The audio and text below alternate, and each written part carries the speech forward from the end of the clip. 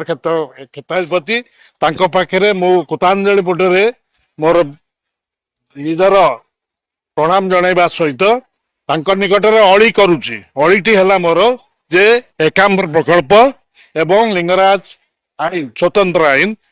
प्रभु टिके आशीर्वाद कर दिंतु हो जाऊ से जी भी करूँ आम समस्त स्वागत जनइबू कारण ये है संस्कृति परंपरा एवं हेरिटेज ऐतिह्य ऐतिह्य नरल आम रही ना उत्तर जो पीढ़ी आसवे से शिखे ना तेणु पीढ़ी आम दायित्व रही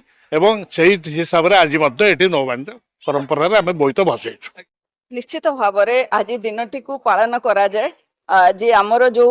पूर्वर जो इतिहास गौरवमय इतिहास रही मन पकईवाई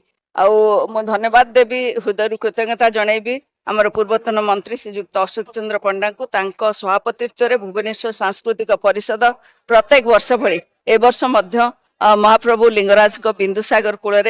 बोईत बंदाण उत्सव आज कर जो आज देखु आप हजार हजार लोक एकत्रित होती आमर जो गौरवमय इतिहास रही टे मन पकेवा एवं आमर जो पूर्वज माने किभली भाव में जाभा सुमात्रा एवं बालीद्वीप को जाई व्यवसाय करी आमर अर्थनीति को समृद्ध करते ओडिशा को समृद्ध करते से कथा वर्तमान पीढ़ी को टिके मन पकेवा करा जाउछि आमे आज यही पवित्र अवसर में गोटे छोटिया अनुरोध जे पूर्वतन मुख्यमंत्री श्री नवीन पट्टनायक एकाम्र प्रकल्प आरंभ करते बिंदुसागर को सुंदर भाव आपण जहाँ आज देखुंत ताकू करथिले तेणु ये प्रकल्प को कंप्लीट करमती से आम आज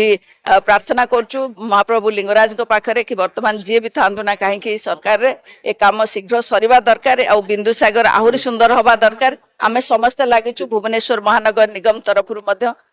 जहाँ करने कथा करा जाउची आमे समस्ते आसंता काली पोखरीर जो सफाई कार्यक्रम करूँ भुवनेश्वर सांस्कृतिक परिषद सहित मिलित भाव में